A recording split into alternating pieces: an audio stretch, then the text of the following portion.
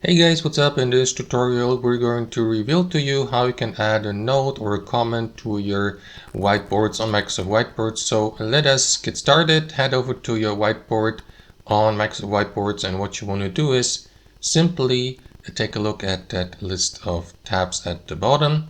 So if you'd like to add a comment to one of your contacts, whiteboards or images or shapes, what you want to do is simply click into that button here, add note or note grid. After that, select the color, or you may, for example, go with let me go with a pink one or violet one like this. And after that, place it anywhere you like next to the given element. I'd say, for example, I'd like to leave a comment, so let me go with this one here. Enter the text or the comment. Good idea. You may customize it, change the background color, for instance, again.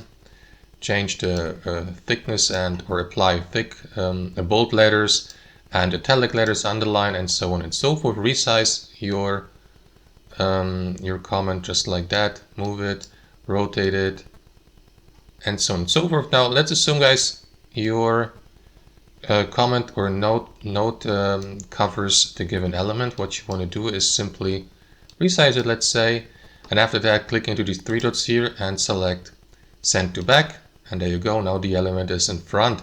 And that's how it works, guys. Thanks for watching and have a wonderful day.